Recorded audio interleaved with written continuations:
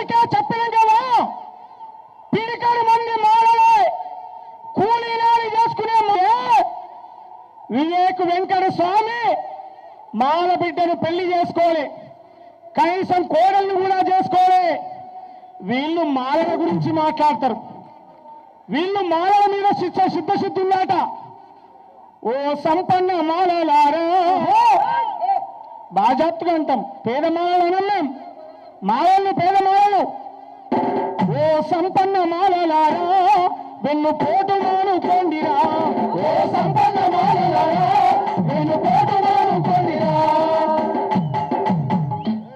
ఓ పేద మాలలారా, ఓ పేద మాలలారా, మనమంతా ఒక నాడు వర్గీకరణ న్యాయమని అన్నోళ్ళు, నాడు వర్గీకరణ న్యాయమని అన్నోళ్ళు నేడు పదవిప్పక నోళ్ళు మూసుకుంటూ,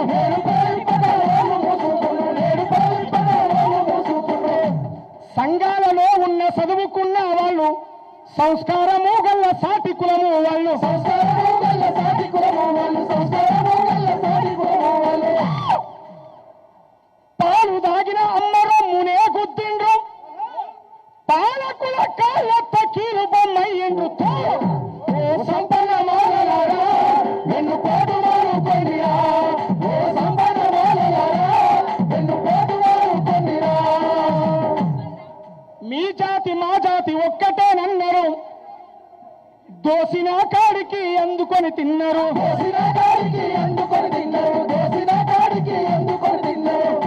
అన్ని రంగాలలో వాట ఉందన్నారు, అన్నదమ్ములమనే బంధాన్ని మరిశారు, అన్నదమ్ములమనే బంధాన్ని మరిశారు, అన్నదమ్ములమనే బంధాన్ని మరిశారు. అట్లా ఇవాళ ఏ రంగం చూసుకున్నా కూడా అనగదొక్కినటువంటి పరిస్థితి ఉంది. నేను మానమానవుడు సంఘాలు నడిపించే పనిపాటలోని నాయకులకు గుర్తు చేస్తా ఉన్నా, సుప్రీంకోర్టు తీర్పును అనుకూలంగా ఒక్క సభ పెట్టండి. మీకు మానవతా దృక్పథం ఉంటే అనుకూలమైన సభ, ఏబిసిడీలు కావాలా, మాలా మాదిగలు కలిసి ఉండాలనే సభలు పెట్టమంటా ఉన్న ఈ సభ ద్వారా, నల్లగొండ సభ ద్వారా ఏబిసిడీలు కావాలా, మాలా మాదిగలు కావాలి, 59 కులాలకు న్యాయం జరగాలి. అవునా కాదా? అవునా?